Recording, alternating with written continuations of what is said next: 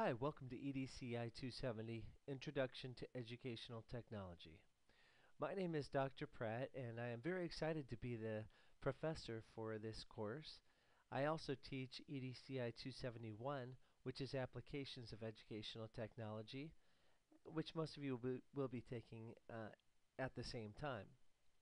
I wanted to create this short video to orient you to the way that I set up the course on Blackboard Vista.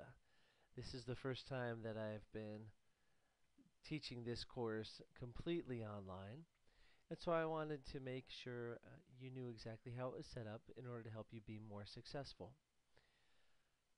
Once you log into Blackboard Vista, you will see that the setup of the course is very simple, but everything that you need will be on this home page, I call it, the main page. You can print out the syllabus, download and print out the syllabus and weekly schedule, and keep that keep that in a good location somewhere that you can refer to it often, because it'll have exactly the topic for the week and the assignments due for that week. When you click on weekly agendas, you will see, just a minute here, that you get a folder for the activities included for that week. Let's check on week 2, which corresponds to chapter 1 of the textbook. You'll see that in every chapter that you're supposed to read, there'll be some activities, and a couple things that I recommend are the outliner to keep track while you're reading. You can fill out an outliner. There's some puzzles, some web activities, but I also strongly recommend this online practice test, because a lot of the same type of questions will be found on the quiz that you're supposed to take for that week. When you want to go back, instead of using this back button, you just click back this way onto week 2 or back to the home page.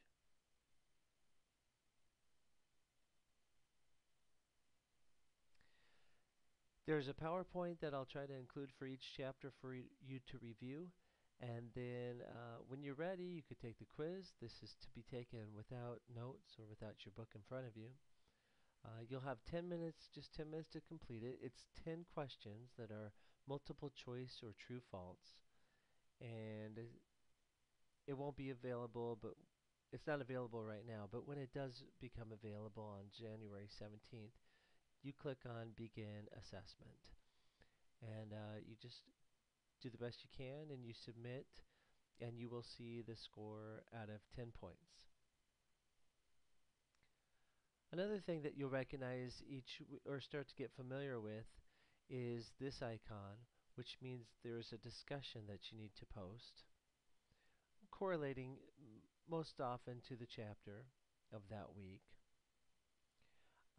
There are also assignments which are needed to be turned in, and the way that I set it up is at the beginning of the week you start doing these things, and by the end of the week or on Friday, I expect the quiz to be taken and the assignments to be turned in, and for you to post your discussion.